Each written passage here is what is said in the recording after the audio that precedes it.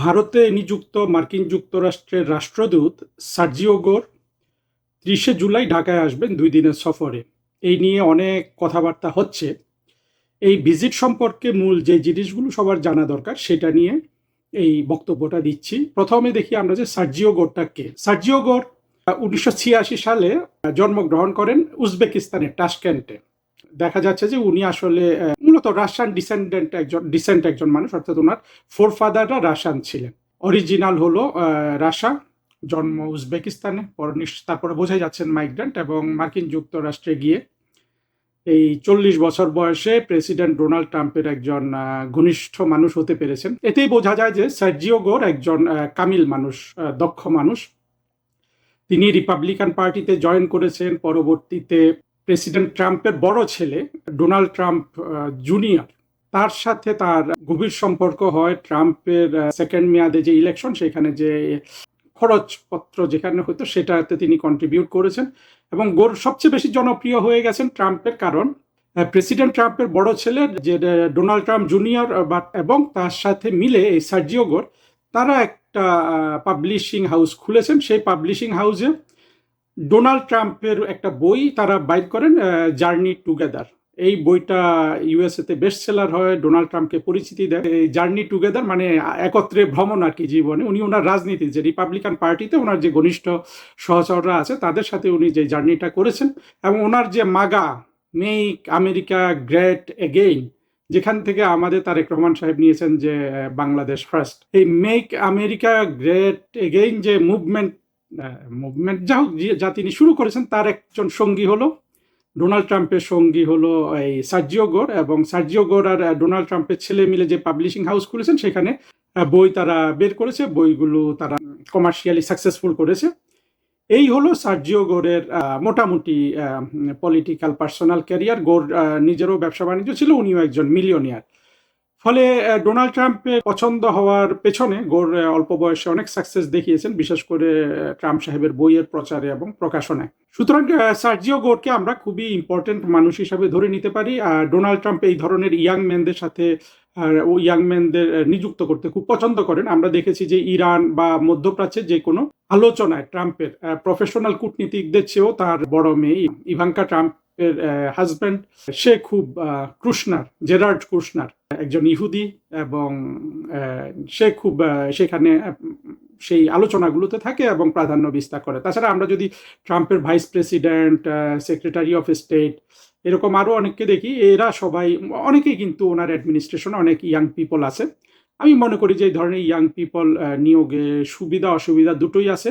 এইটা আজকে ওই দিকটা বলবো না, অতীতে বলেছি যে অসুবিধাটা কি, আজকে সুবিধাটাই বলি। এবং সুবিধা যেমন আছে, প্রতিপক্ষ যারা মানে এই ধরেন সার্জিও গোরের সাথে যারা আলোচনা করবেন, তাদেরও কিন্তু একটা বড় ধরনের সুযোগ আছে। সার্জিও গোরকে যদি তারা চিন্তায় ভাবনায় একীভূত হয়ে কিছু বোঝাতে পারেন, ট্রাম্প নিশ্চিতভাবে সেটা গ্রহণ করবেন। এবং এই জন্য এই ধরনের মানুষদের সাথে কূটনীতি করতে হলে আগে তাদের ব্যাকগ্রাউন্ডটা একটু জানতে হয় এবং সাইকোলজিটা বুঝতে হয়। আপনি যত বেশি একজন মানুষকে চিনবেন, তত ভালো তার সাথে আপনি কূটনীতি করতে পারবেন। এটা নিয়ে আর একটু পরে আরো বলবো। তবে এখন যে প্রশ্নটা করি যে তাহলে সার্জিও গোর ঢাকায় কেন আসছেন। সার্জিও গোরকে তো প্রেসিডেন্ট ট্রাম্প শুধু ভারতের রাষ্ট্রদূতই নিয়োগ করেন নাই, উনি গত বছর এসছেন, কত এক বছরও বোধহয় হয় নাই উনি রাষ্ট্রদূত হিসাবে জয়েন করেছেন, কিন্তু তাকে আবার একটা স্পেশাল এনভয় করেছেন প্রেসিডেন্ট ট্রাম্প। সেটা কি, সেন্ট্রাল অ্যান্ড সাউথ এশিয়াতে তিনি ট্রাম্পের বিশেষ দূত। সেই ক্ষমতা বলেও তিনি কিন্তু বাংলাদেশে আসতে পারেন। এটা একটা দিক। আর কি বিশেষত্ব থাকতে পারে সেটা বলছি।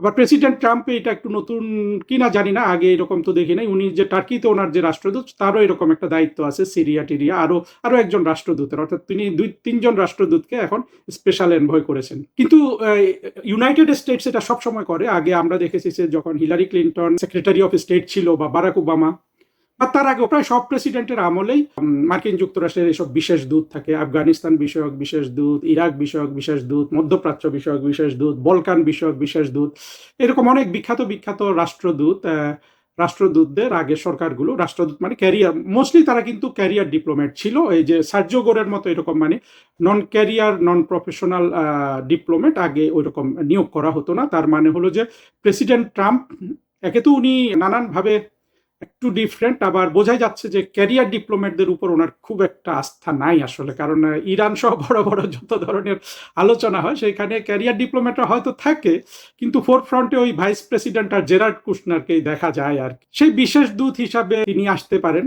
এখন সেই বিশেষ দূত হিসাবে আসার ক্ষেত্রে এজেন্ডা কি থাকতে পারে, অনেক ধরনের স্পেকুলেশন হচ্ছে। একটা হলো যে আমাদেরকে দেখতে হবে যে ব্রেন্ট ক্রিস্টেনসেন, যে আমেরিকার যে রাষ্ট্রদূত বাংলাদেশে প্রেসিডেন্ট ট্রাম্পের, যার সম্পর্কে তিনি তারেক রহমানকে চিঠি লিখে বলেছিলেন, তারেক রহমানকে সম্ভবত বা ইউনুসকে, যে ইনি আমার খুব বিশ্বস্ত, আপনার যা যা লাগে এই ব্রেন্ট ক্রিস্টেনসেনকে বলবেন। ব্রেন্ট ক্রিস্টেনসেন আবার মার্কিন ফরেন সার্ভিসের একজন নিয়মিত অফিসার, উনি ঢাকায় এর আগে চাকরি করেছেন, ট্রেড অফিসার বা এইরকম। তারপরে আবার তিনি রাষ্ট্রদূত হয়ে এসেছেন এবং তারও ক্যারিয়ার খুব বেশি পুরনো নয় মার্কিন যুক্তরাষ্ট্রের দিক থেকে চিন্তা করলে। ধারণা করি ব্রেন্ট ক্রিস্টেনসেনের বয়স আমাদের চেয়েও কম হবে, অর্থাৎ আমার চেয়ে কম হবে। এবং ক্রিস্টেনসেনকে আমরা দেখলাম যে তারেক রহমান যখন চীন সফরে যান তার আগে খলিল সাহেব যখন যাবেন তার আগে খলিল সাহেবের অফিস থেকে বের হয়ে খুব উত্তেজিত কথাবার্তা বলেছিলেন, যেখানে খুব বিখ্যাত হয়েছিল যে মার্কিন যুক্তরাষ্ট্রের উপর বাজি ধরলে কেউ হারে না, খেলা সম্পর্কে এবং রাজনীতি সম্পর্কে খুব চৌকস কথাটা। কিন্তু তার যে বডি ল্যাঙ্গুয়েজ ছিল সেটা ছিল অত্যন্ত ফ্রাস্ট্রেটেড। এবং সাধারণত দক্ষ রাষ্ট্রদূতরা জনসমক্ষে তাদের বডি ল্যাঙ্গুয়েজ বা ফ্রাস্ট্রেশন প্রকাশ করেন না, যথেষ্ট দক্ষ হলে করেন না, অথবা যাদের কাছে করছেন তাদেরকে তেমন পাত্তা না দিলে। অর্থাৎ আপনি যদি এটা আরো একটু ইম্পর্টেন্ট, আর একটু দেখি আবার সম্প্রতি আমরা ব্রেন্ট ক্রিস্টেনসেনকে দেখলাম যে এনসিপি সন্ত্রাসীদের সাথে বৈঠক করছেন, সেখানে তিনি তাদেরকে এই যে তাদের যে মার্কিন যুক্তরাষ্ট্র ইউনুসকে দিয়ে যে গোলামির চুক্তি করিয়ে ফেললো সেইটা সম্পর্কে তাদেরকে ট্রেনিং দিচ্ছেন। এখন ব্রেন্ট ক্রিস্টেনসেন দেখবেন রাষ্ট্রদূতদের যেগুলো থাকে সাধারণত, এটা এখন আর গুরুত্বপূর্ণ না, তবুও বলি, একজন প্রফেশনাল ডিপ্লোম্যাট কিন্তু অনেক কিছু সম্পর্কে তাকে শেখানো হয়, তার পোশাক সম্পর্কে শেখানো হয়, কিভাবে কি করবে না করবে অনেক কিছু তো শেখানো হয়, যা কিভাবে খাবে, অবশ্য খাবে এটা তো এটা বাঙালিদেরকে শেখাইতে হয়। ইউরোপ আমেরিকা বা এমনকি মিডল ইস্টে তো সবাই ওই যা কাঁটা চামচের ছুরির ব্যবহার করে খেতে জানে, একেবারে একেবারে সবাই, অর্থাৎ চা দোকানদার থেকে শুরু করে রাজা মহারাজারা, কিন্তু এগুলো শেখানো হয়।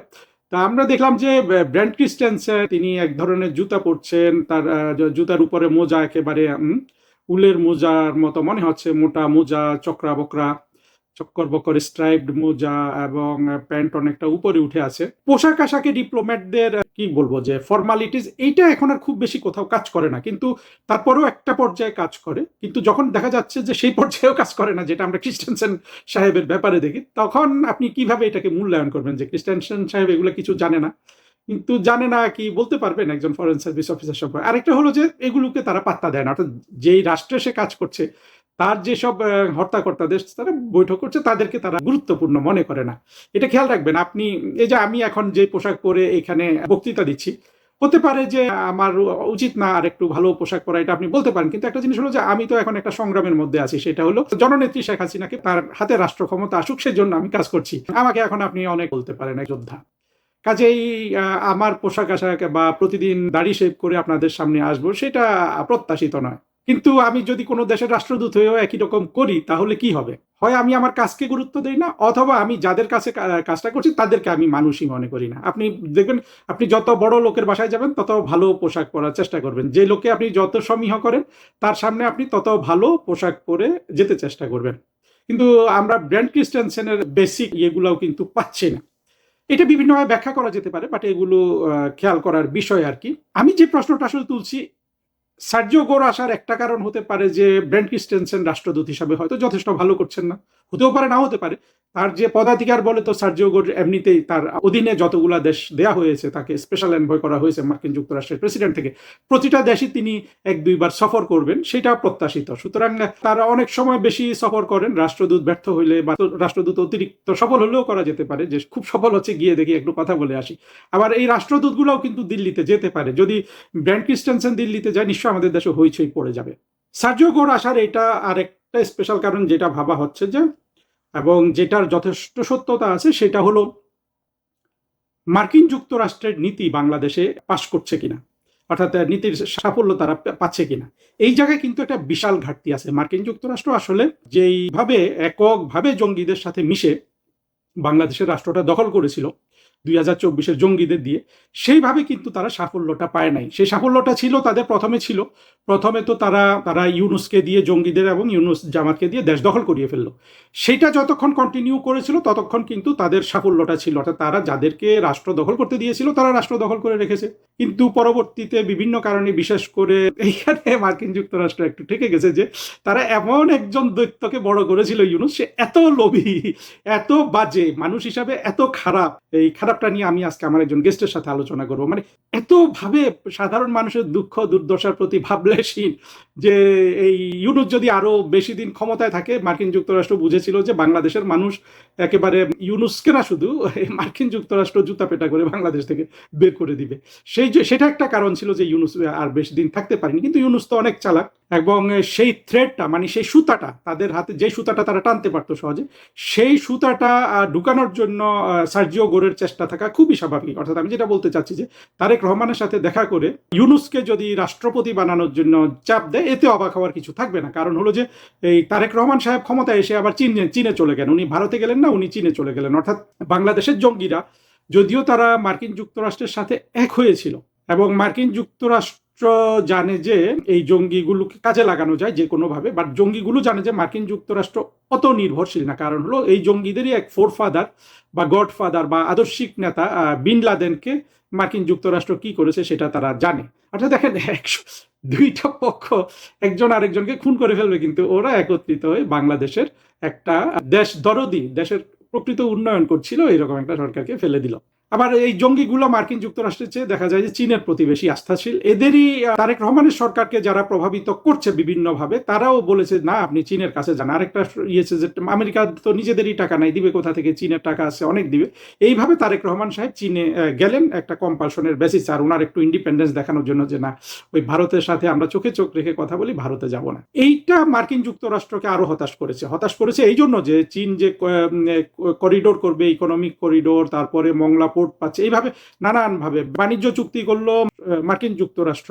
এখন দেখা যাচ্ছে যে আবার এমনও কথাবার্তা বাজারে উঠছে যে তারা সামরিক সরঞ্জামও কিনবে, অর্থাৎ তারেক রহমানের সরকার চীন থেকে।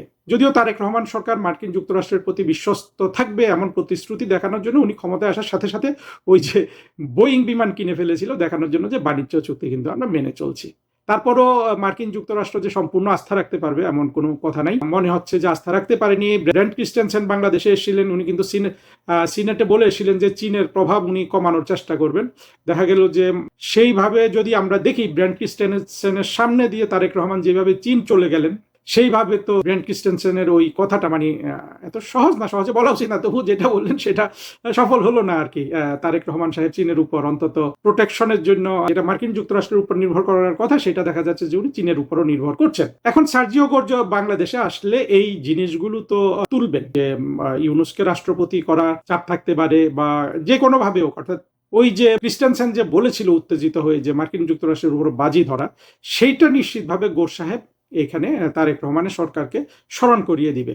এর মানে হলো, বুঝতে পেরেছেন যে এর মানে হলো তারেক রহমানের সরকারের একটা ত্রিশঙ্কু অবস্থা, বিভিন্ন নৌকায় পা, এবং তার সরকারে তো কোনো দক্ষ প্রজ্ঞাবান মানুষ নাই সেই রকম। খলিল সাহেব আছেন, খলিল সাহেব ওই যে আমি যেটা বললাম জুতা মোজাটা ভালোভাবে পড়তে পারেন, কিন্তু উনি তো হয়তো, হ্যাঁ উনি অনেক ডিপ্লোমেট দেখেছেন, অনেক বছর ইউএন সিস্টেমে চাকরি করেছেন, কিন্তু খলিল সাহেবের মতো মানুষ যারা পররাষ্ট্রমন্ত্রী হওয়ার জন্য বছরের পর বছর লেগে থাকতে পারে এবং পরবর্তীতে সাকসেসফুল হয়, এইরকম সাধনা যারা করে তারা আবার পড়াশোনা করতে পারে না, প্রজ্ঞাবান হওয়ার সুযোগ পায় না। ফলে আমরা ধরে নিতে পারি যে খলিল সাহেব এমন কোনো বড় প্রজ্ঞাবান ব্যক্তি না। আপনি এটা ওই যে তার যে চেষ্টাটা আমরা সবাই জানি, যারা এই বাংলাদেশের ফরেন মিনিস্ট্রির আনাচে কানাচে আমরা ঘোরাঘুরি করেছি, খলিল সাহেবের জীবনের একমাত্র সাধনা ছিল যে আপনার ফরেন মিনিস্টার হওয়া। যেমন ইউনূসের জীবনের একমাত্র সাধনা ছিল যে নোবেল প্রাইজ পাওয়া এবং নিজের চর্বচস্যলেজ্জপ্রিয়কে আরো বেশি উপভোগ্য করার জন্য খলিল সাহেব তার সেই সাধনায় মত্ত ছিলেন, এবং সেটা তিনি কোনো সহজ পথে হননি, বিভিন্ন কুটিল পথে হয়েছেন। কিন্তু খলিল সাহেবের গালমন্দ করার জন্য তো এই ভিডিও করছি না।